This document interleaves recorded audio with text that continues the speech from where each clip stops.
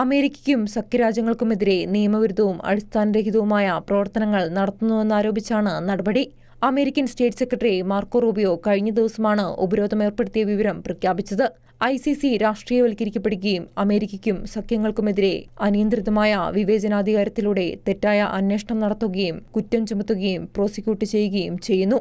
ഈ അപകടകരമായ അധികാര ദുർവിനിയോഗവും അപകടകരമായ അവകാശവാദവും ഇസ്രായേൽ അടക്കമുള്ള അമേരിക്കയുടെ സഖ്യകക്ഷികളുടെ ദേശീയ സുരക്ഷയും പരമാധികാരത്തെയും ലംഘിക്കുന്നുവെന്നും മാർക്കോ റൂബിയോ പ്രസ്താവനയിൽ പറഞ്ഞു.